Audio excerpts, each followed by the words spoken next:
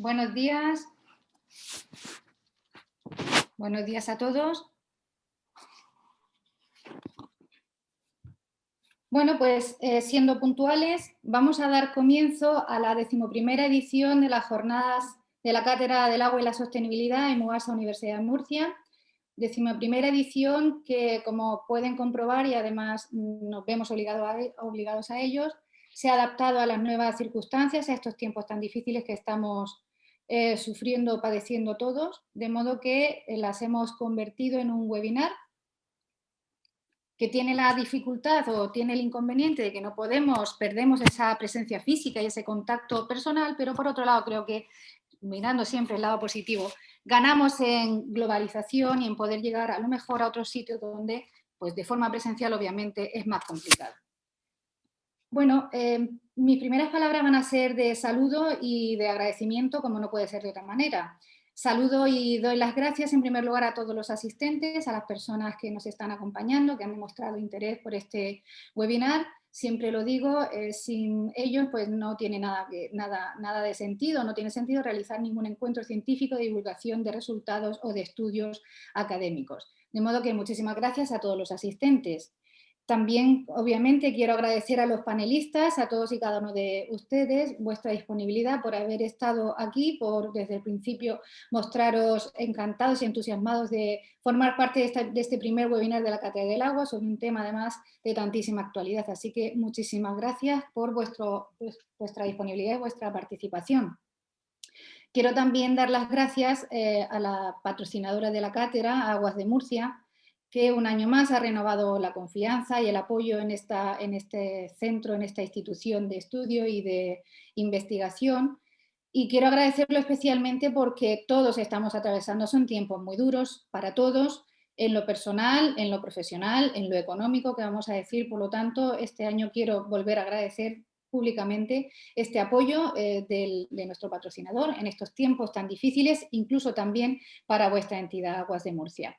De modo que, Simón, ahora mismo te tengo aquí personalizado, vas a moderar el debate, traslada mi agradecimiento a la entidad y a todos los compañeros. Pues Como no, sí, un segundito, termino. Simón. Quiero agradecer también a la Universidad de Murcia que nos ha permitido, ha hospedado este webinar, por lo tanto también muchísimas gracias. Tenemos entre nosotros al presidente del Consejo Social de la Universidad de Murcia, José Antonio Campillo, así que también muchísimas gracias a la institución. Bueno, sin más, me habría gustado dar unas palabras, pero creo introductorias sobre la ubicación de la jornada, pero creo que mejor lo va a hacer Simón Nevado, director de Operaciones de Aguas de Murcia. Así que sin más, cedo la palabra. Muchísimas gracias y adelante. Gracias. Pues nada, muchas gracias, Teresa. Ante todo, darte a la Cátedra de Agua y Sostenibilidad, darle la enhorabuena y a su directora, Teresa, por traernos un tema tan sumamente actual como es este de las experiencias de detección del SARS-CoV-2 en aguas residuales. Y también darle la enhorabuena por la rápida adaptación al formato en poco tiempo de las jornadas de la Cátedra de Agua y Sostenibilidad, que normalmente eran presenciales, haber empezado ya con este nuevo formato que yo supongo que se quedará para tiempo, ¿no?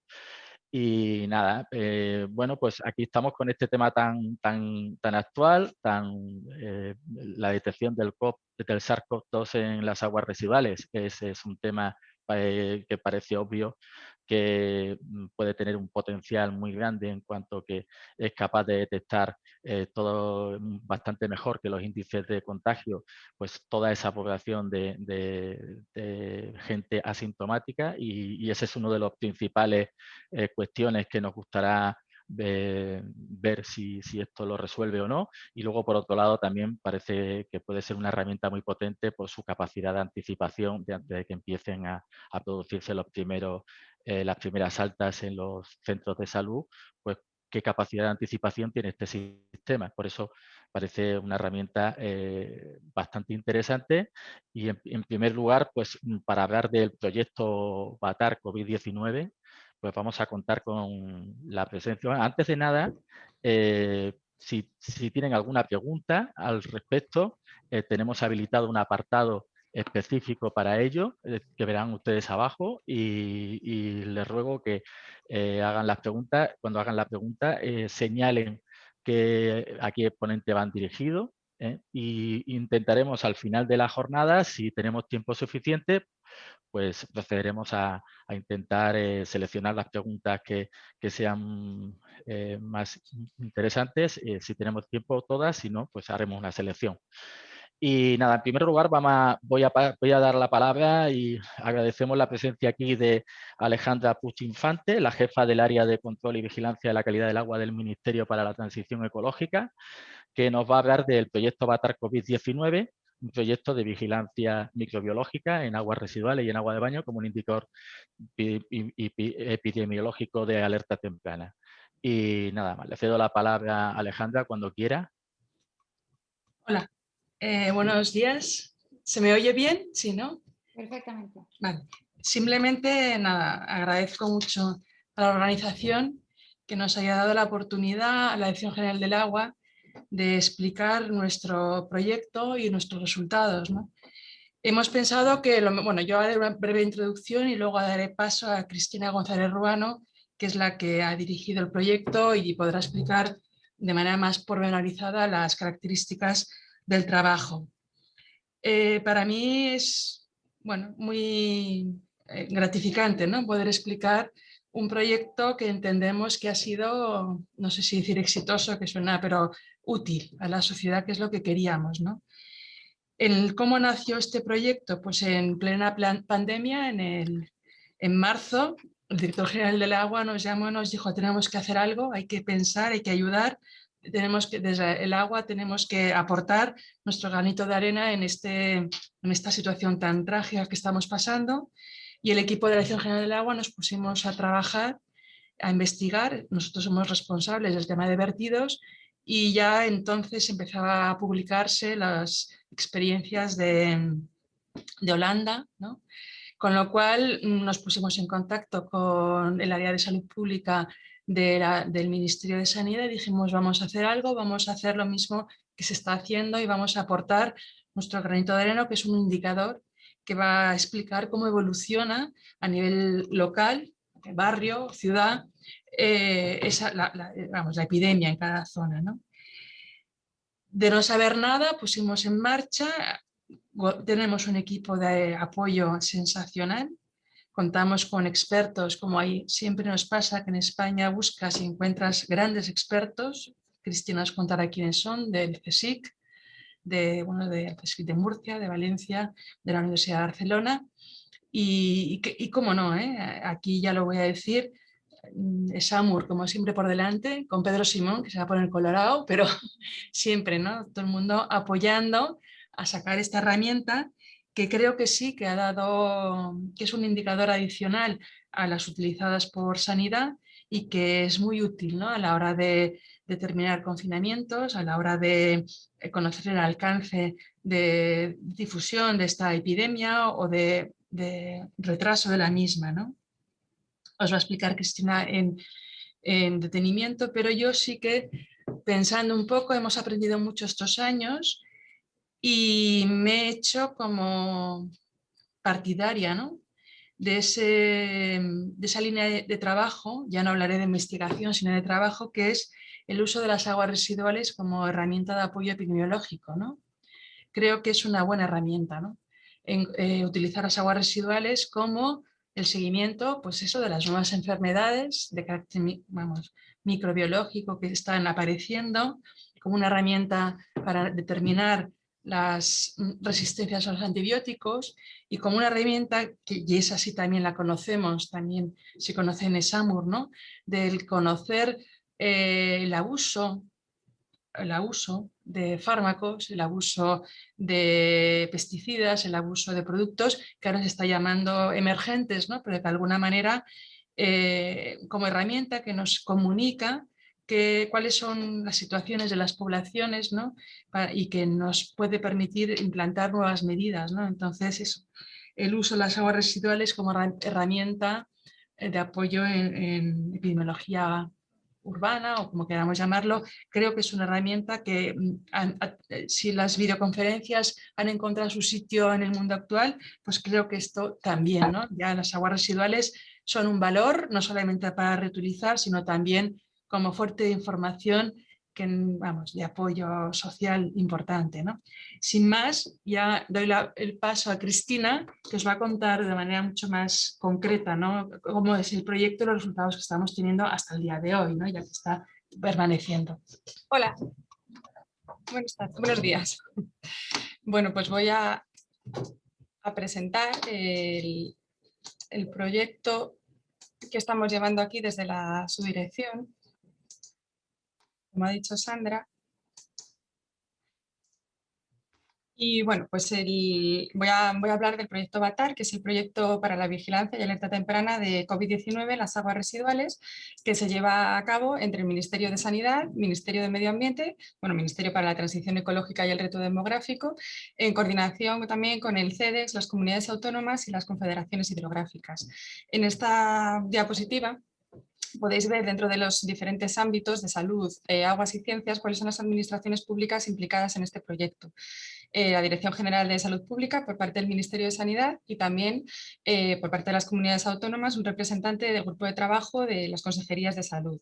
En el ámbito de las aguas está el Ministerio para la Transición Ecológica y el Reto Demográfico a través de la Dirección General del Agua y las confederaciones hidrográficas, así como los miembros de las administraciones hidráulicas de las comunidades autónomas y las empresas de saneamiento de las entidades locales. Y desde el punto de vista de ciencia, contamos con el apoyo del CEDEX, del CSIC y de las universidades. En cuanto a los trabajos que se han puesto en marcha en el proyecto, aquí voy a escribir brevemente y luego a continuación los voy a ir desarrollando todo lo que se ha realizado. Inicialmente se diseñó la red y se caracterizaron las estaciones depuradoras, es decir, se hizo una selección inicial y la caracterización de las depuradoras, se seleccionaron los puntos de muestreo que fueron en entrada y en salida de depuradora y también en las zonas de baño. Y hubo una selección, la selección finalizó, como podéis ver, en junio del año 2020, tanto para las depuradoras como para las zonas de baño, una vez que, tras la propuesta inicial, se consensuó con las comunidades autónomas y con las confederaciones hidrográficas si consideraban oportuno esas zonas o, bueno, o pensaban que podía ser mejor otras. Entonces, bueno, pues tras hacer esa consulta con el grupo de trabajo, en junio de 2020 finalizó la selección.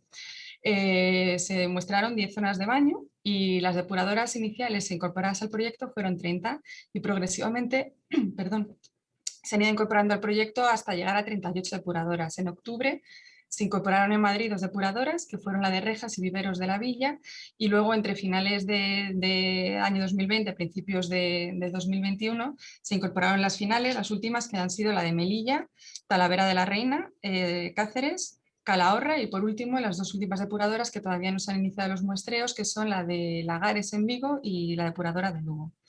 Los muestreos comenzaron en junio-julio del año 2020. Bueno, ya explicaré más adelante, pero en algunas depuradoras se ha hecho el estudio de la hora óptima de muestreo, es decir, asegurarnos que el momento de toma de muestra coincide con el de mayor entrada de carga fecal a la depuradora. Se siguen desarrollando y se trabaja en protocolos de muestreo y de control microbiológico en aguas residuales como indicador de la propagación de la COVID-19. Y bueno, semanalmente publicamos unos informes y se lo transmitimos a las autoridades sanitarias de seguimiento de estaciones depuradoras y se hizo también en zonas de baño. Y estos informes desde noviembre, a finales de noviembre, se pusieron también a disposición del público en la página web del Ministerio, se actualiza semanalmente y bueno, pues ahí está a disposición de todos los informes de resultados en las depuradoras. Y bueno, pues es muy importante la puesta a disposición de las autoridades sanitarias de toda la información que está recogida en este proyecto y entonces estamos trabajando constantemente en mejorar el traspaso de información.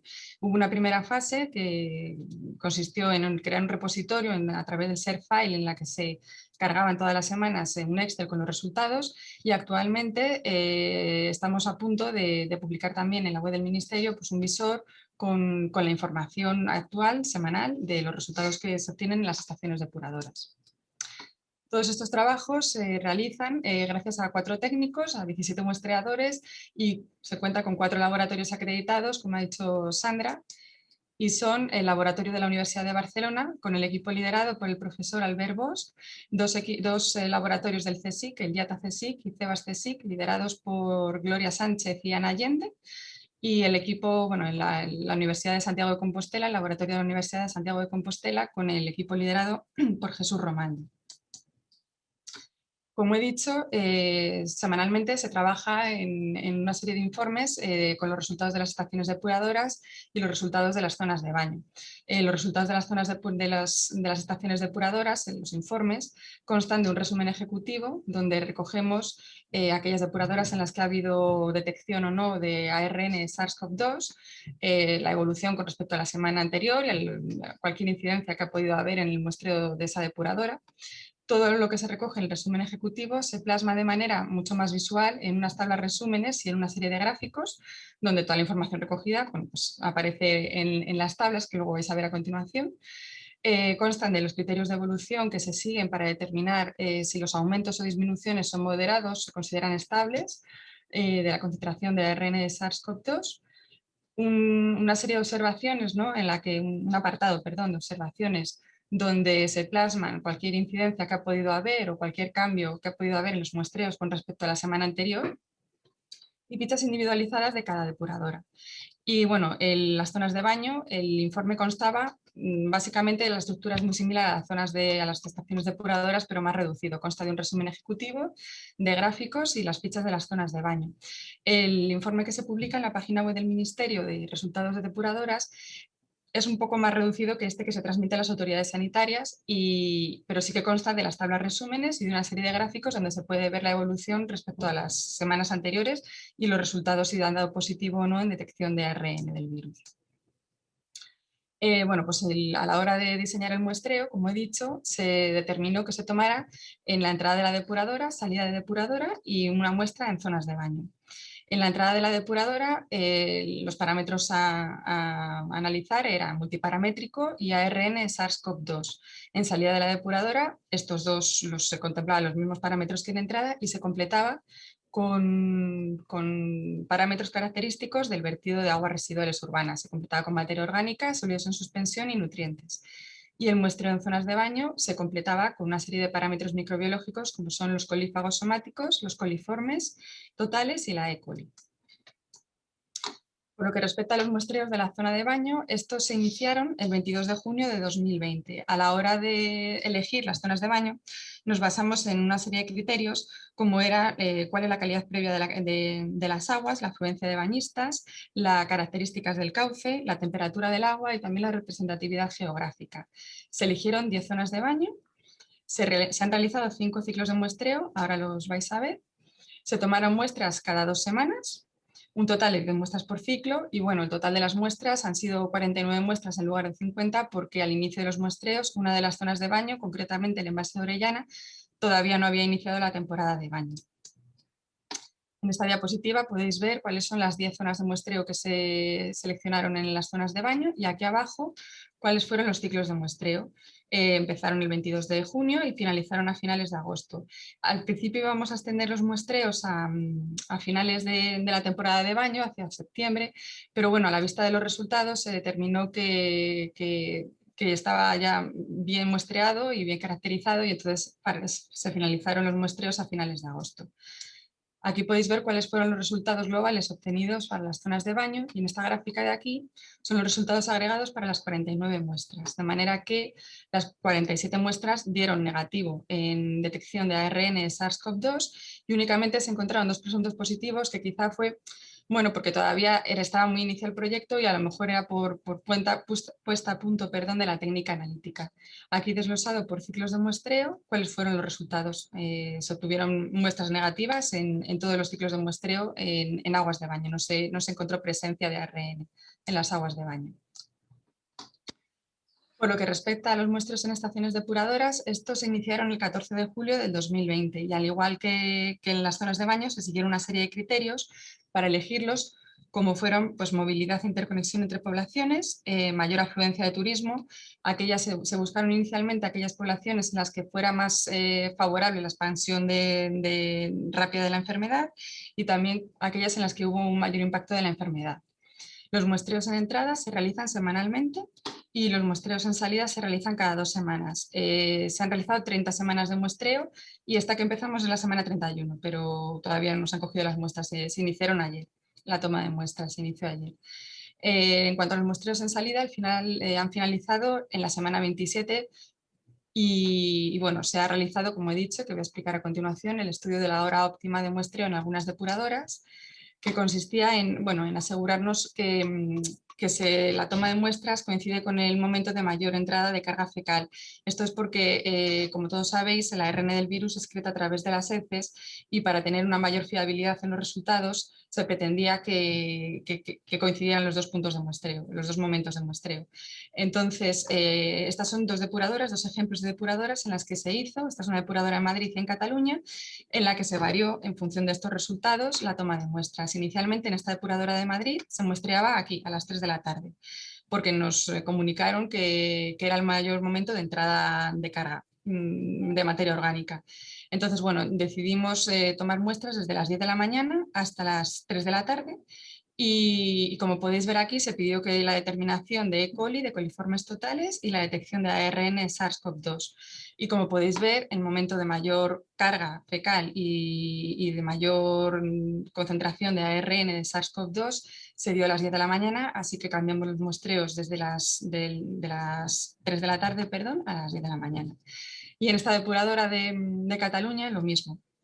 Inicialmente se muestreaba a las 9 y se pidió que se determinara la concentración de ARN y coliformes, y parámetros microbiológicos desde las 8 hasta las 11. Entonces, bueno, en vista de los resultados, se movió el muestreo de las 9 aquí a las 11 de la mañana, que es donde, como podéis ver, coincide el mayor momento de carga fecal con la mayor concentración. Uy, perdón. Bueno, simplemente en esta diapositiva se remarcan las 36 depuradoras del proyecto, faltan las dos nuevas, las dos gallegas, de Vigo y de Lugo, pero bueno, aquí tenéis una idea de cuáles son las 36 depuradoras. Y bueno, y ya nos metemos con cuáles han sido los resultados por semana desde que iniciamos el muestreo. En esta gráfica de barras podemos ver cuáles han sido los resultados semanales desde el comienzo hasta la semana 30 para la que se tienen resultados. Y indica esta gráfica el número de depuradoras en las que ha habido detección de ARN o no ha habido detección. En verde son las que ha dio negativo, en rojo las que ha habido positivo, o sea, que ha habido detección de ARN SARS-CoV-2, y en amarillo se detectan, aparecen aquellas en las que hubo un presunto positivo. Entonces, como podéis ver, al inicio de los muestreos, que aquí pone que fue la semana del 19 de julio, el 25 de julio ya habíamos salido del confinamiento, pero bueno, todavía estábamos muy cerca de él.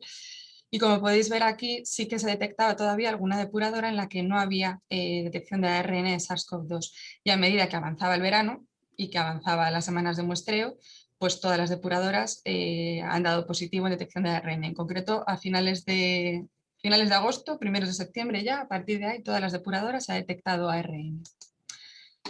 Esta gráfica es parecida a la anterior, lo que pasa es que indica la evolución en la concentración, es decir, aquellas depuradoras, el número de depuradoras en las que ha aumentado la concentración, ha disminuido y se mantiene estable. El rojo rosa y rojo indica aumento, el verde indica disminución y el amarillo estabilidad. Entonces, bueno, por poner dos ejemplos, nos vamos a fijar al inicio y en el final, después de Navidades. Entonces, al inicio del muestreo, lógicamente, aumenta el número de depuradoras porque el número de depuradoras en la que no hay detección disminuye, entonces aumenta el número de depuradoras en los que aumenta la concentración, como podéis ver.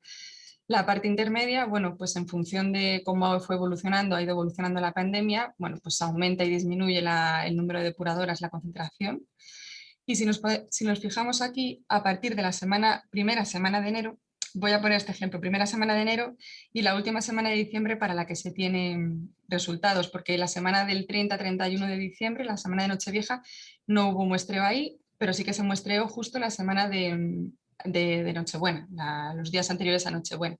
Entonces, como podéis ver, esta semana se había llegado a una mejoría bastante considerable en el conjunto de las 36 depuradoras. El número de depuradoras en las que disminuye y se mantiene estable es prácticamente todas, excepto unas pocas, que había aumentado la concentración. Y es significativo cómo después de Navidades, la semana del 3 de enero al 9 de enero, aumenta considerablemente el número de depuradoras en las que la concentración aumenta, frente a las otras que disminuyen y se mantiene estable. Esta gráfica también es una de las que se recogen en el informe y que indica cuáles los niveles detectados, la media de los niveles detectados para la diana N1 en las 36 depuradoras por semanas.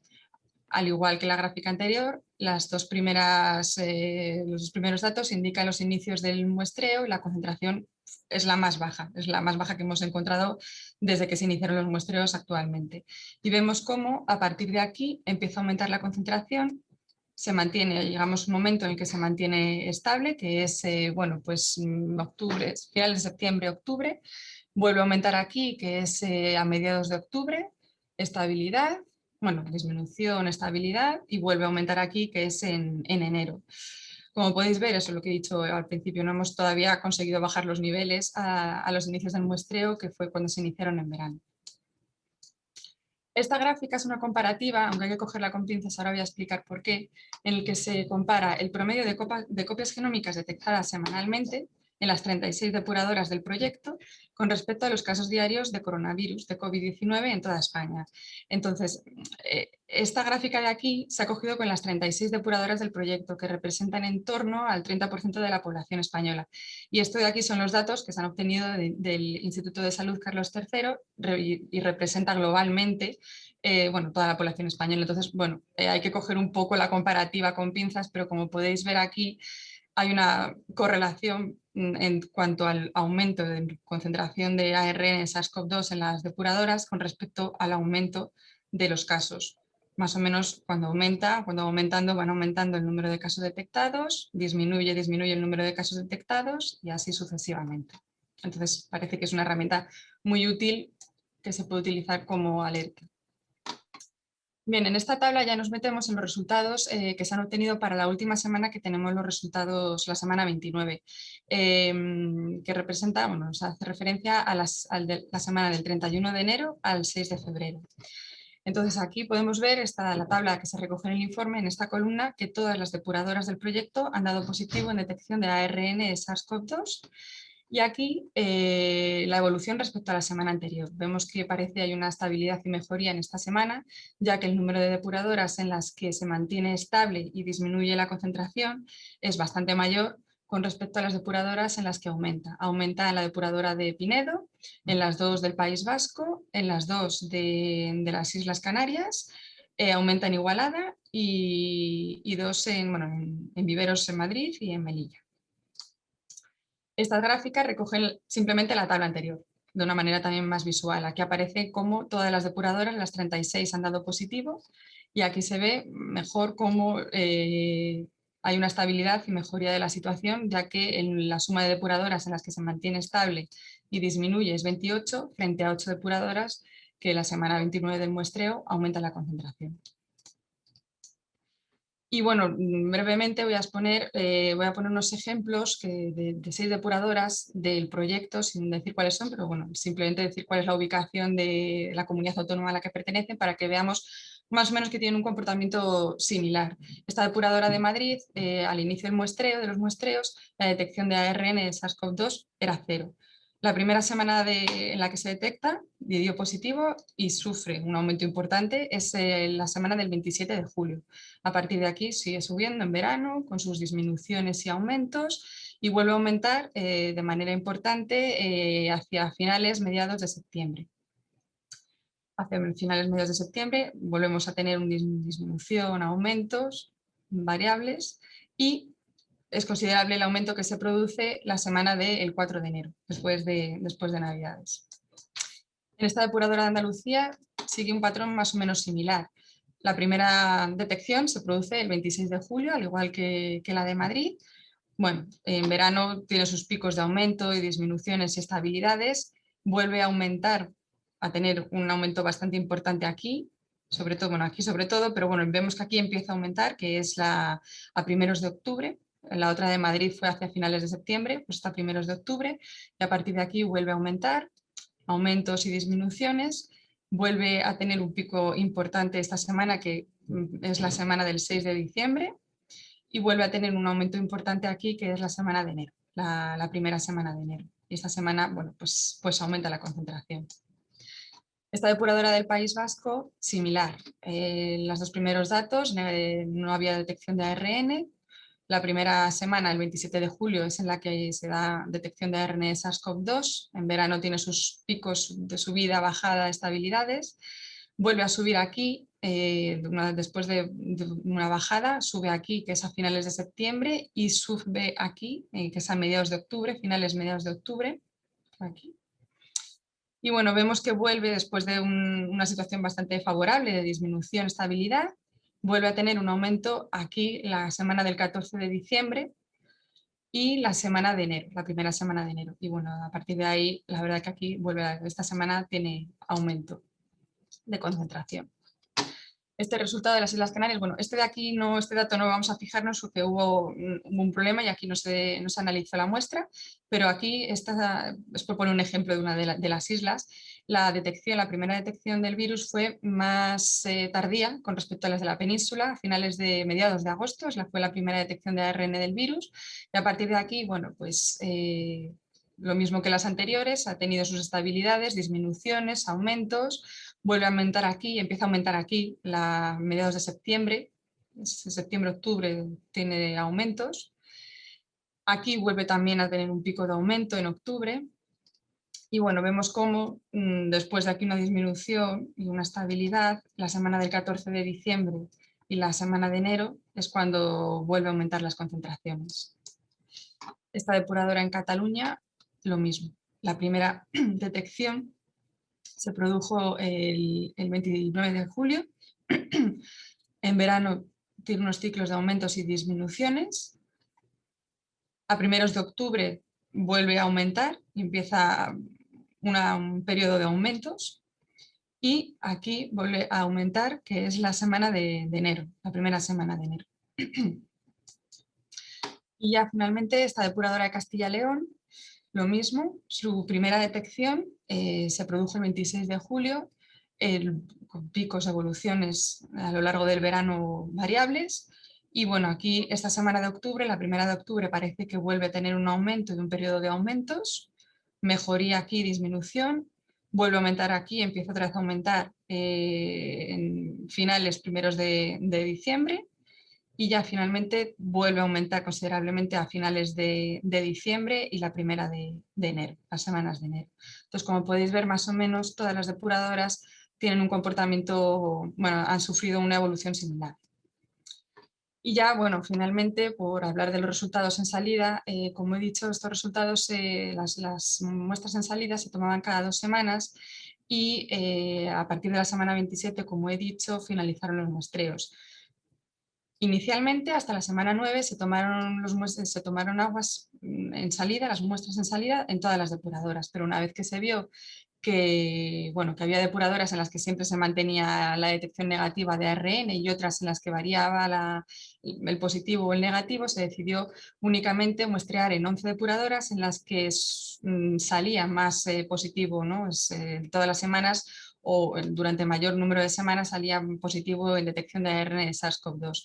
Y bueno, a partir de aquí pues se ha visto que variaba, había alguna depuradora en la que siempre había positivo en ARN y había otras que una semana sí, otra semana no. Finalmente se ha decidido parar los muestreos en salida porque desde el punto de vista sanitario lo que tiene importancia es la entrada en depuradora, ya que además el virus ha visto que no es infectivo y entonces bueno, pues se quiere destinar todos los esfuerzos y recursos del proyecto para aumentar o el número de muestreos o de depuradoras.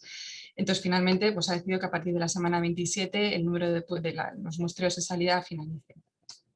Y finalmente, para terminar, brevemente decir las dos fases que ha habido de intercambio de información de los datos del proyecto BATAR. Hubo una primera fase, como he comentado, en la que los datos se subían a través de un Shapefile y se ponía a disposición de las autoridades sanitarias y de CEDES con comunidades autónomas y confederaciones hidrográficas, pues tanto los resultados, los informes semanales y como un Excel con los resultados. Y finalmente ya se está trabajando en la puesta a disposición de todo el mundo a través de la página web del Ministerio, del visor, en la que se obtenga información semanal de los resultados del proyecto en todas las depuradoras. Ya está. Muy bien, Cristina. Pues si quieres, Francisco Javier, adelante. Sí, pero yo quería pedir disculpas porque, bueno, estábamos con otro riesgo, en este caso el riesgo de inundación en la cuenca del Segura, en el campo de Cartagena, y se ha alargado un poquito más lo que estábamos previsto, pero bueno, en principio sabía que Sandra y Cristina lo iban a hacer mejor que yo. Entonces, por mi parte, daros las gracias y bueno, pues que yo creo que a lo largo de esta mañana deberíamos buscar también conclusiones y líneas de acción futura. En este caso, pues yo creo que, por ejemplo, pues la identificación de cepas del virus también es uno de los desafíos que ahora mismo ya se está abordando desde los organismos de investigación. Y sí que yo que quería poner de manifiesto, ¿no?, que hasta en nuestra experiencia, pues en los gráficos que habéis visto con Cristina y con Sandra, sí que estamos notando pues el efecto de los temporales, de los festivos, etcétera, y las concentraciones de este mes de diciembre, enero, pues son algo menores de las esperadas, pero porque nos ha llovido, nos ha nevado, nos han confinado unos días, otros, y todo eso se nota en el agua residual, ¿no? Se nota y ahí todo lo que busquemos es mejorar las correlaciones horarias, las tomas de muestras puntuales respecto a las muestras concentradas a lo largo del día, etcétera, pues son otro de los desafíos que tenemos por delante para los próximos meses. Y ojalá que, bueno, pues estas técnicas se queden, pero solo para controlar la presencia de nuevos virus y le tengamos dominado con las vacunas, ¿no? Ojalá y bueno, pues por nuestra parte quedamos a vuestra disposición. Muy bien, Francisco Javier, pues muchísimas gracias a ti y a Cristina y a Alejandra por vuestra participación en esta jornada y por habernos puesto en común vuestro proyecto Avatar.